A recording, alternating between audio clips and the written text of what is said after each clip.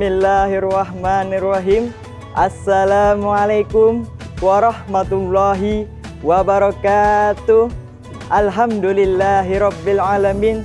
Hamdan katsiran kama amar. Asyhadu an la ilaha illallah wahdahu la syarikalah wa asyhadu anna Muhammadan abduhu wa rasuluh la nabiyya ba'da amma ba'd.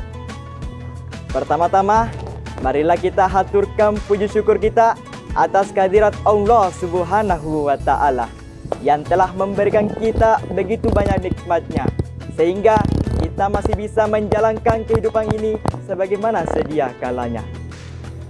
Salawat serta salam kita haturkan kepada Nabi kita tercinta, Nabiullah Muhammad Sallallahu Alaihi Wasallam.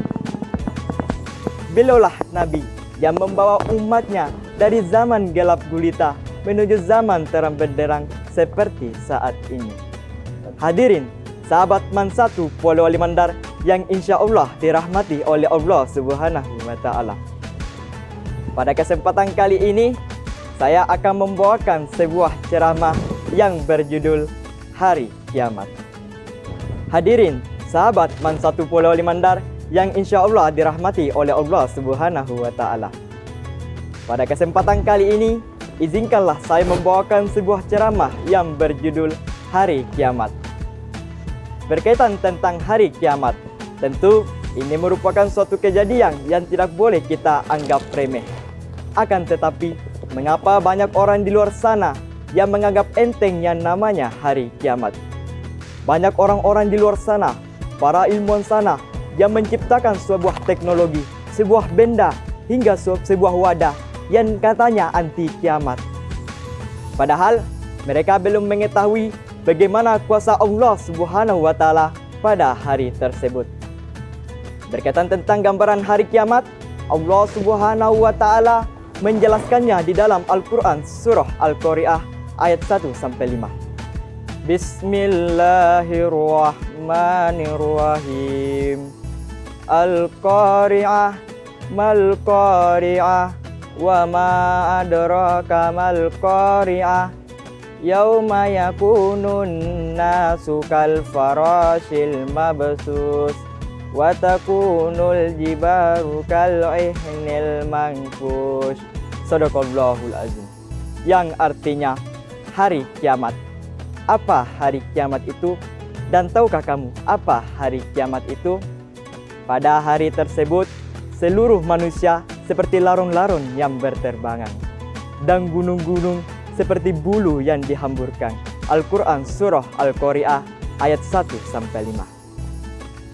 Dalam penjelasan ayat tersebut, Allah Subhanahu wa Ta'ala menjelaskan secara sedikit tentang kejadian hari kiamat, sehingga para manusia yang mendengarkan tentang kejadian hari kiamat ini sangat wajib untuk bertobat kepada Allah Subhanahu wa Ta'ala, karena manusia pada saat ini harus menyadari betapa dahsyatnya hari kiamat nanti.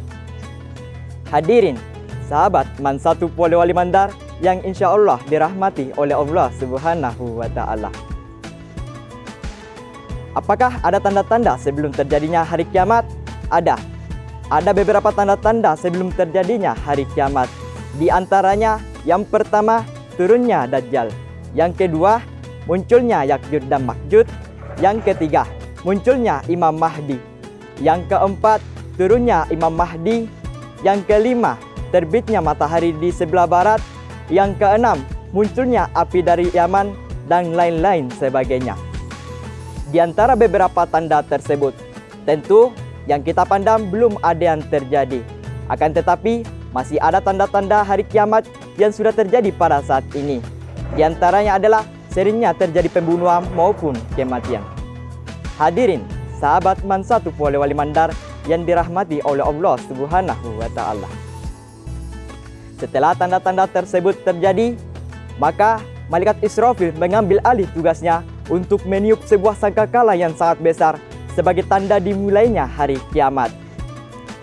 Ketika manusia yang berada di alam kubur dibangkitkan oleh Allah Subhanahu wa Ta'ala menuju ke suatu tempat yang sangat luas, yaitu padang mahsyar. Secara bersamaan, seluruh alam semesta yang ada di dunia ini yang ada di langit akan diruntuhkan. Planet-planet akan saling bertabrakan, bintang-bintang akan saling berjatuhan, hingga seluruh alam semesta ini akan dihancurkan oleh Allah Subhanahu wa Ta'ala hingga tiada sisa.